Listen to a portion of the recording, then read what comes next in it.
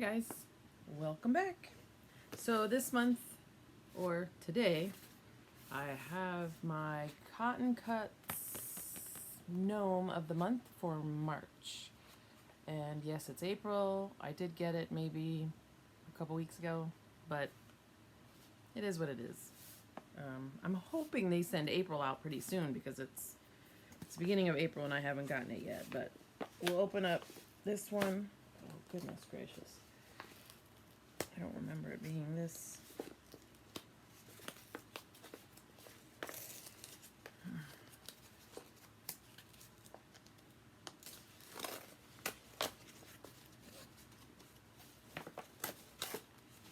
Okay.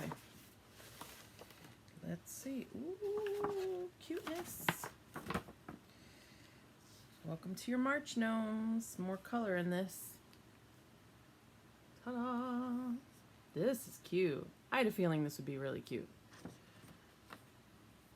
So we have, looks like the boy gnome, the girl holding,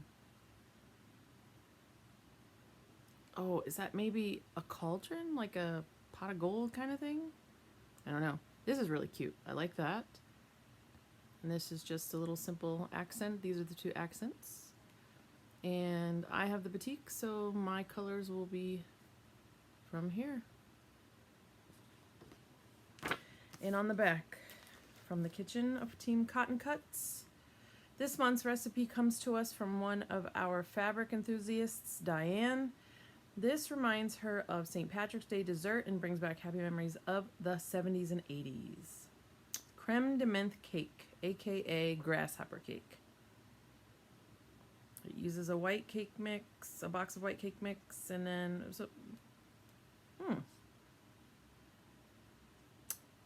seems kind of tasty. Okay, so that's that. Oh, that's just a it's a, they call it a choose your gnome adventure. So up here, right, it's got my information below as well as what I chose. Okay. The March 2023 Cotton Cuts block of the month. I guess this is just like a bonus block. I don't understand the purpose of it, but I guess it's just a bonus block, maybe at the end of the year. So I don't know. I don't know enough about Cotton Cuts. I don't have enough history to know if this is all supposed to come together for something. But again, there's a thing on the back to color and whatever. Anyway, let's get to the colors. Ooh, pretty, pretty. So this is accent 1.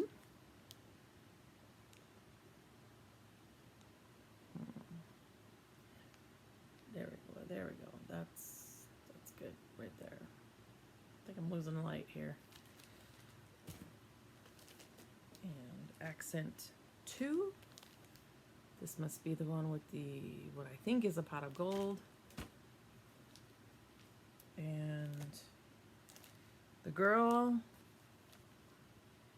her nose looks really pink. So the January one was almost pale.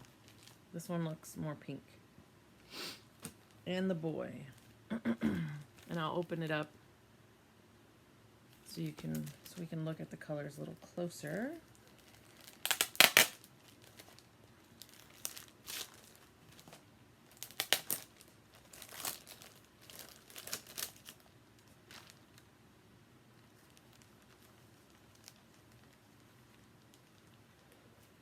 One thing I haven't checked is to see if they all finish at the same size. Not all of them within a month, but all of them like from month to month.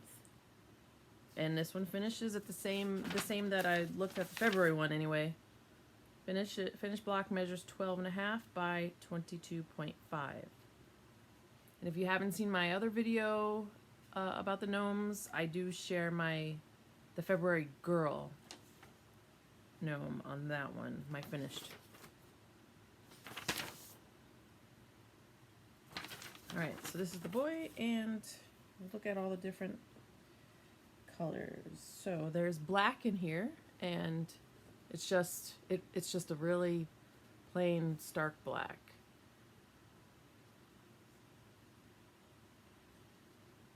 And then we have a light green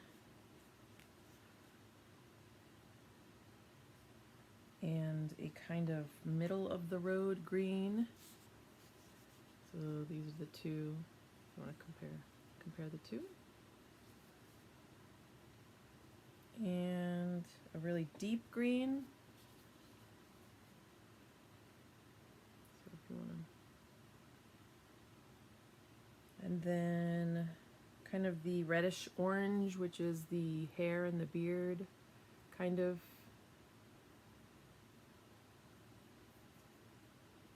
And what's left? Oh, the nose, the pink nose. So again, this pink seems more of a pink than the January one. The January almost seemed paler, although it's kind of hard to tell here. And then just black. I'm just missing black. So these are the colors for the boy. The girl is the same, except she's got gold on her somewhere. So let's put this together.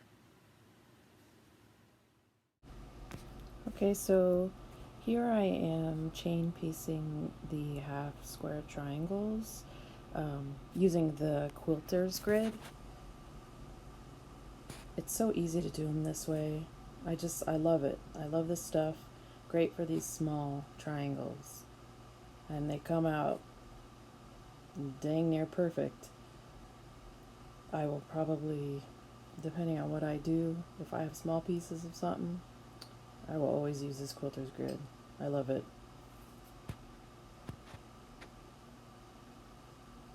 And I recommend, I recommend you try it. If you struggle with half square triangles, and you just maybe get too frustrated and want to try something different, grab some quilter's grid and fuse it onto that, and away you go. Okay, so I finished all the triangles and I'm just separating them now, putting them in a big pile so that I can open them. You'll see here in a minute, I have a group of triangles that are kind of attached to like a little strip. Here it is coming up, you see that? So I had this little strip and I kind of thought, well, in theory, the whole triangle doesn't actually need to be covered in paper. I just really need the part that's going to get sewn together. And I didn't, instead of wasting this strip and cutting a whole huge section just because I ran out, I decided to just see if it worked this way. And sure enough, it does. So if you have just enough to cover the part that needs to be sewn, then go for it. Okay, so now I'm cutting off the very outside edge of the triangles so that I can iron them open. If you're just ironing them to one side or another, you don't need to do this step. But because I like to iron them open, and if that's what you want to do, you have to cut off the edge because the paper is on there. And yeah, it's an extra step, but that's how I like to do it. It doesn't take too long. Okay, so here is the little section I was talking about with the little strip, how I just put, just kept the strip together, put the little bit in there. And you'll see it comes out just the same. I think I may have even kept all that side paper on, the little extras over there hanging over. I can't remember, but they came out just fine. Okay, here I'm showing just ironing the pieces open, and here's the one with the little bit of quilter's grid. and not the whole triangles weren't fused. And I just use I use parchment paper to make sure it doesn't stick to the iron. And, you know, sometimes right there you see how I struggle a little bit. Sometimes it's a little tricky to open up the seam because some of the stuff sticks, but not bad, you know. It's really, I have ironed it so much that it's easy to just come apart because the stick is not doesn't stay the greatest on that little seam. And then I realized I got some on it stuck slightly to my cover there, so I put a piece under as well as over.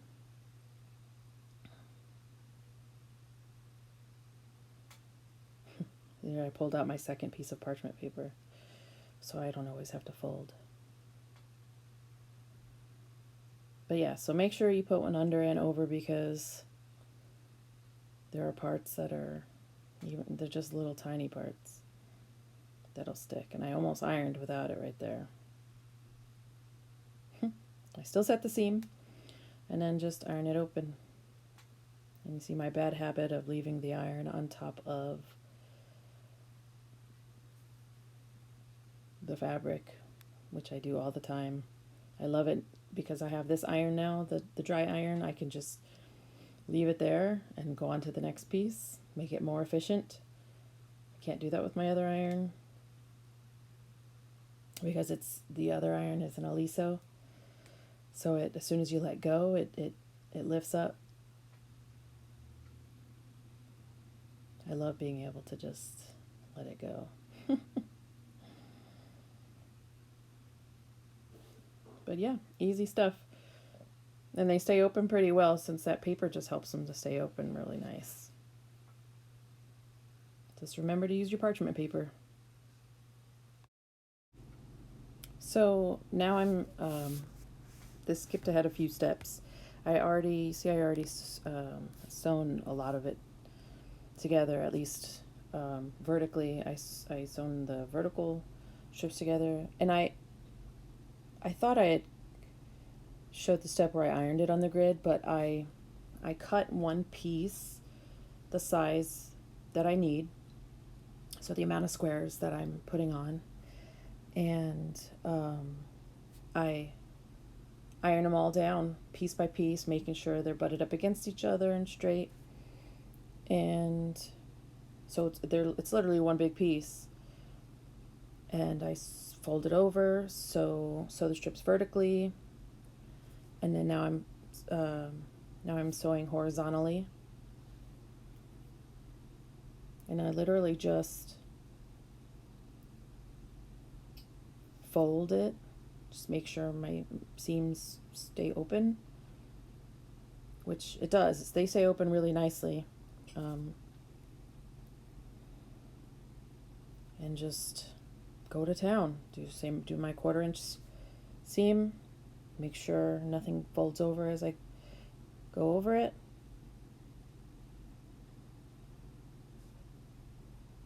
And then on to the next.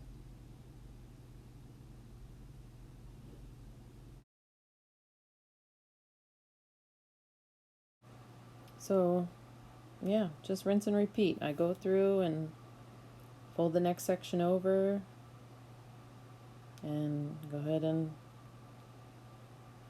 sew. Just go row by row, sewing it down.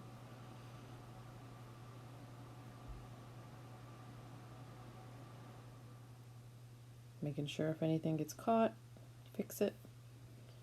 And then, you know, I just habit really when I'm piecing to use a leader and an ender. And because of the weight of this stuff, I probably don't need it, but it's just habit. Didn't bother me any to do it, so. But I probably could have saved myself maybe a couple minutes by not doing that step. So yeah, we'll see you at the end. And here I'm just finishing up the last row.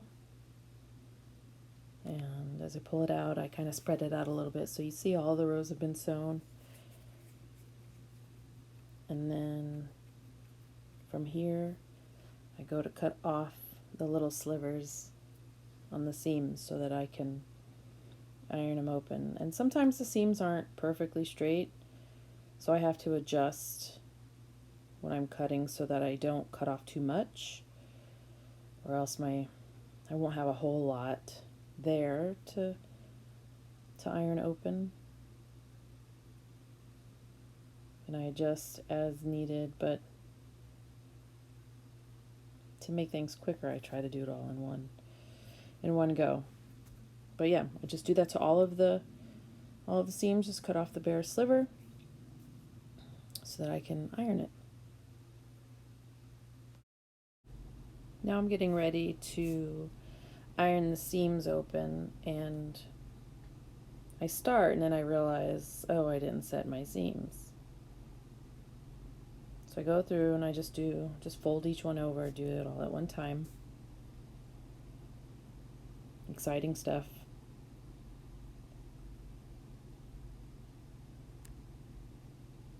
And of course I have my parchment paper underneath because there are some sticky spots on the very ends, on the outside borders. Then after this, I think I go in immediately to try and iron the seams open, and I couldn't figure out, why is it so hard? Why is this so difficult? And then I remember I usually iron to one side first. I find it easier to do that. So iron to one side. I think I did it down the whole thing before I went and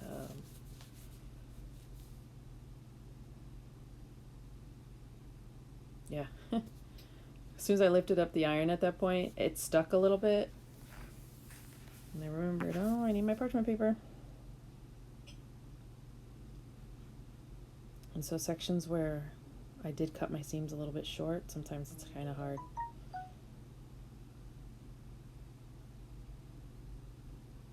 And then I go ahead and iron them to one side first. And then I flip it over after I'd iron them all to one side, I flip it over to iron them open.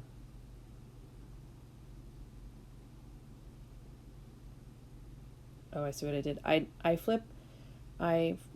For whatever reason, some of them are going, well, not for whatever reasons, probably when I sewed them, I was leaning on them or pressing one way. Some of them naturally go to one side or the other. So I just iron them, whatever side they're going to, that's the side I iron them to, because it's just easier. And I went through and I did those ones, and then I flipped it over and did the ones that were going the other direction.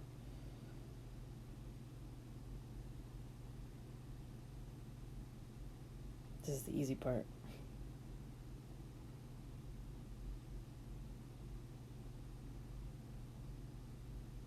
So parts where you see me leave it like a really long time, I'm guessing that's where I had some short seams, where I cut it a little bit too short, because those don't like to stay down.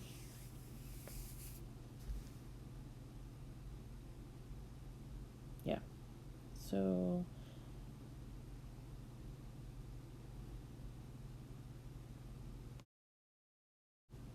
okay, got them all pressed to one side or the other. And now I'm going in to open them. And some of them do stick a little bit, but it's not much. You know, if you have like a seam roller, or what are those called? Those little mini iron presses, or those handheld irons? Little wooden things, little wooden sticks. Those would be very helpful and convenient here, but I don't have one because it does get hot. It gets hot to touch them, and I do use. I'm religious about my clappers. I do use clappers, and I also have some other wooden blocks that I use. And once I iron, and I'll go over. I try to do 2 seams at a time, because the iron just naturally wants to go over them. You know, it's too big. So I'll do 2 seams at a time, and then the clapper can cover 2 seams at a time. And then once I get it all done, I will flip it over and iron the other side as well. But a lot of times, like once I do it, I will heat the whole thing, and I put a block over the entire thing, or if it's like something larger, I'll put several blocks, and I'll let it sit there, you know, for I'll move on to another project, or I'll let it sit overnight or whatever. And I find that's the best way to ensure that it is really flat, especially because I'm not using steam or water or anything extra to help with those seams.